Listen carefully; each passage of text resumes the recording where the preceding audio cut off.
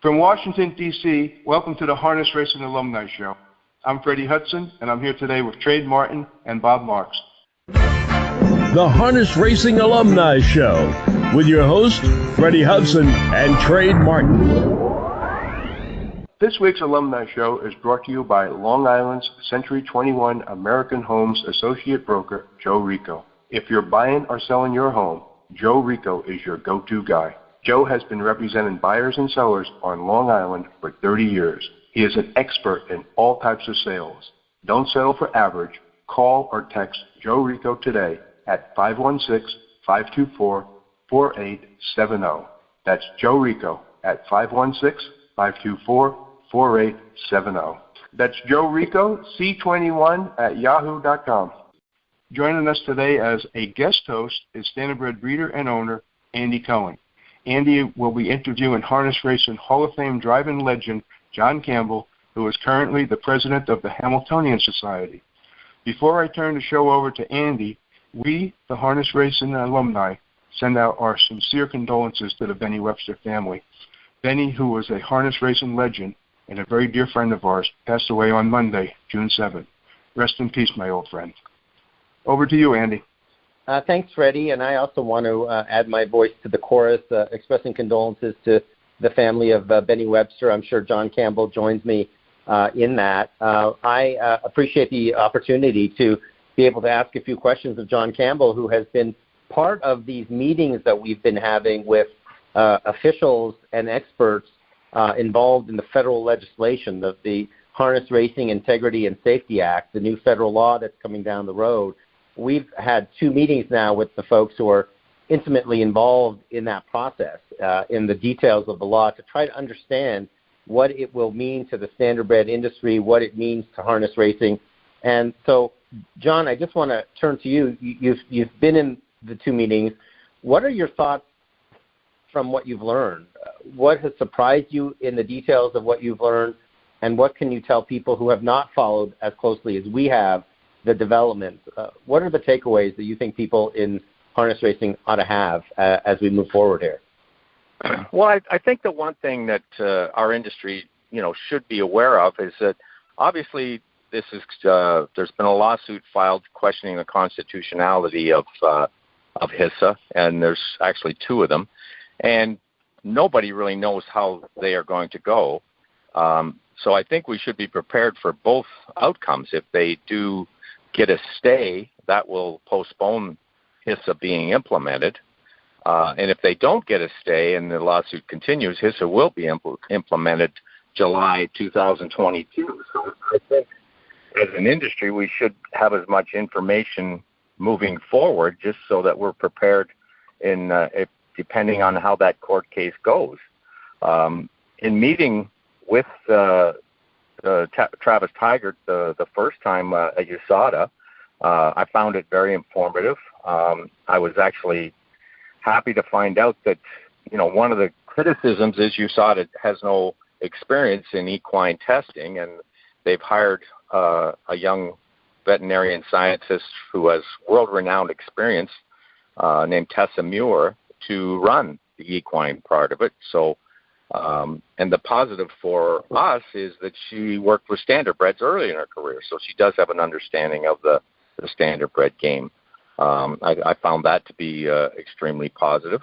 And the other thing, I think, there's so many questions that our industry has, and so do the thoroughbreds.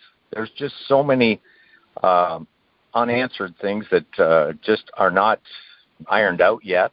I think in the next, between now and July, there's going to be a lot of things, especially the latter part of this year, when the plan is publicized and we see how it's going to go. But the thoroughbred interests have said that we're actually in an enviable position as we can sit back, see how it's implemented, see how it's funded, what's working for the thoroughbreds and what isn't, and judge our decisions moving forward from that.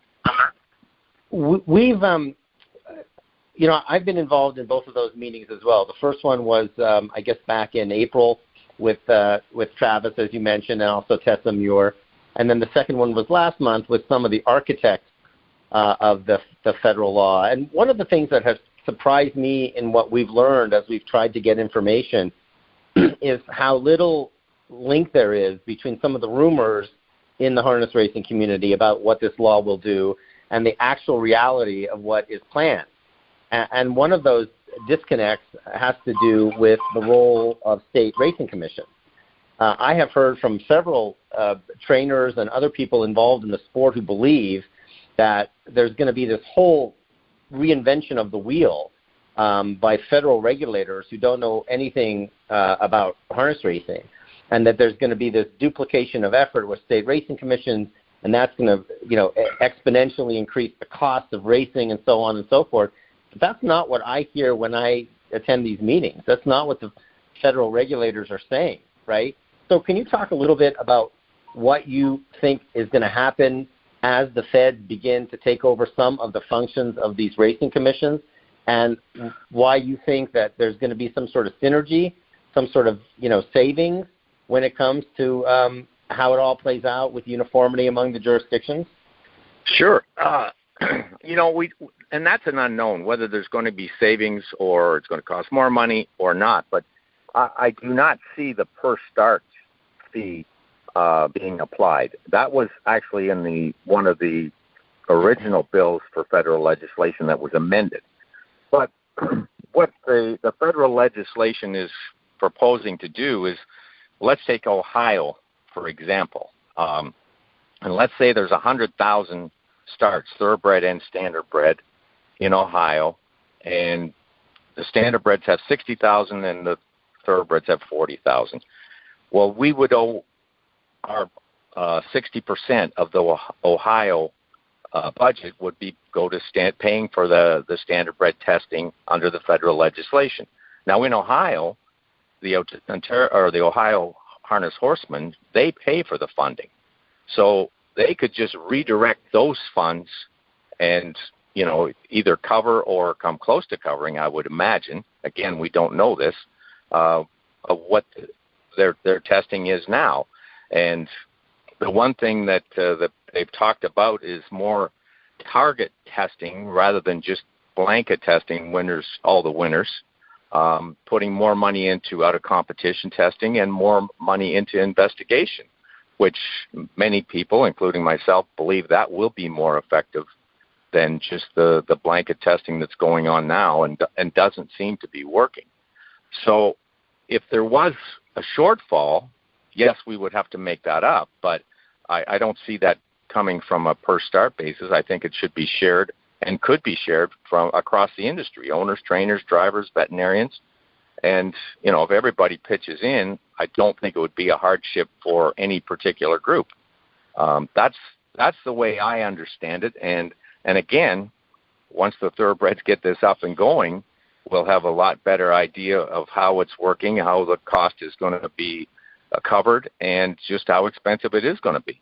Yeah, it's interesting. I also found it very interesting when Travis Tiger told us a couple of months ago that they want to be smart in the way that they test, and that they're not necessarily convinced that the way we do testing now is working, or at least working as well as it could to find cheaters, and that there may be actually less testing that takes place, but smarter testing, whether it's out-of-competition testing or whether there are other means to find this, and that necessarily won't be as expensive as the current model is. So, John, tell me a little bit more, because you've instructed me and you've sort of educated me about racing commissions and medication rules and so on. Talk a little bit, if you can, about the virtue of uniformity in this setting and what that would mean, changing the way the dynamic is now, where you have some rules in Kentucky and you have different rules in New York and you have different rules and so on. How does that work in terms of the feds coming in and saying, look, we're going to put forth one set of uniform standards. You guys can make an argument if you want for why there should be some sort of diversion from the standard. If you want to make an argument that harness horses need to have a little bit more of this kind of medicine a little closer to race day or not, you can make that argument to us, and if it's based in science, we're going to take it seriously. What are your perceptions about that angle, which is of such great concern to so many people within the Standardbred community? Well, I like to tell people this new federal legislation has tremendous potential. If it's implemented and put into practice the way it was written, the way the framers think it should be, and, I think moving forward it really could be what everybody wants in both industries. Now, at the very least, we will have uniform thresholds, withdrawal times, and uniform testing at the labs, and that's something we don't have now just because of the patchwork of racing commissions. Even though they have their own organization and they have a model set of rules that are right there, many of the racing commissions elect not to follow them, and so it could be different in New York, Pennsylvania versus New Jersey or Ohio. So that's an issue for trainers, especially trainers that ship out of state all the time, and it's really a nightmare for them at this time. So that will be rectified. Now, we don't know what those threshold withdrawals are going to be. We don't know what their tact is going to be on environmental contamination. That's all going to be up to the medication committee of the authority, which has already been formed, and they will get their information from somewhere, and it'll be written down. It'll be black and white, and it might not be exactly what we want, but at least everybody will know what it is, and it'll be the same no matter where you go in the United States. And there will be an opportunity for us to make presentations on why we should have a different therapeutic protocol, based on we have many of our big races that race eliminations the week before and a final the next week. And the thoroughbreds just don't have that. So I think there will be an opportunity to make that presentation, and how it's received, again, that's an unknown. When you, I'll just ask you one more question, and then we can wrap this up. When you go out and talk to folks in the harness racing community, and this issue comes up, the federal legislation comes up, what is the one question that you get asked most about? Is it the LASIX issue? Is it the USTA's lawsuit? Like, what do people seem to be most concerned about? And when they raise those issues with you, what do you tell them? What do you say? Well, the LASIX issue and the funding are the two, the feedback that I get the most from those two topics. The LASIX issue, we don't know exactly how that's going to go.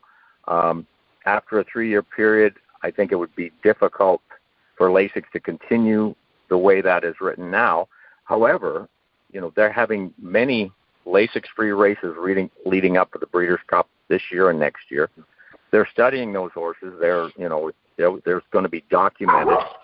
And I think what you will find is that there is an issue that, shows that LASIX is imperative in order for the thoroughbred sport to move forward, that there could be an adjustment. But it is a very, very tough hill to follow for LASIX to continue. But I think it'd be very interesting and telling when they get all the results of these LASIX-free races back between this year and next year. As for the funding, again, we just don't know. However, we do have, as they pointed out, the enviable position of seeing how it works for the thoroughbreds, how much it's going to cost. And come July 2022, there are going to be a certain number of states that are going to opt their standardbred program in right away. So we will be put into this. Kentucky has made it clear that they're going to, and I expect there'll be other states that will, and likely over time, gradually more and more will. So I think we're going to be brought into this, even though it is a thoroughbred law. In certain states, we're going to be brought into this no matter what. Yep, I agree. Andy, did you have anything else to add? No, I don't think so. Okay. I think this really kind of sums up the information that we've gotten so far, and it's really just information gathering. These calls, we're not making any decisions or putting anything out that we should be doing this or that. We're just gathering information as we go forward so we can be prepared and relay that information to folks in the standardbred industry. Yeah, and I know that John has. Yeah, and I know that John has received questions from people, and we've tried to, as much as we can, pass along those questions to the regulators and to the folks who know a lot about this law to get questions answered. I just had an exchange with a horseman in Delaware, part of the Horsemen's Organization there, to try to answer some of the questions that he had. So we welcome those questions from the harness racing community, whether they're sent to John or to me or to you, Freddie, to try to get people information that they're not otherwise getting so that they can be informed about what the law is and what the law isn't. Yeah, and what I'm going to offer right now is anyone who does have a question, please go to ustrots.com, use our contact form, and ask your question, and we will answer it to the best of our ability. To that point, we had Tony Alagna and Nancy Tactor on our last call, and I think both of them found it very informative and took a lot away from it. And just some clarification about some things. There's other things that we don't have that clarification that we want yet, but I think both of them found it very informative, and I was really encouraged that they were on there, and I hope there are more trainers that follow up and talk to Tony and Nancy about what they learned. Absolutely. Andy and John, thank you so much for being on the show. This is a very informative broadcast. I think people are going to enjoy it. 954-655-5547. That's the number you call for all equine insurance. Bill Houghton, insuring standardbreds and farms for over 40 years. Bill knows the ins and outs of equine insurance. Call or text Bill at 954-655-5547. Bill Houghton, Equine Insurance. Call Bill now. That's a wrap for this week's broadcast. Thanks for listening, and don't forget to tune in next week. The Harness Racing Alumni Show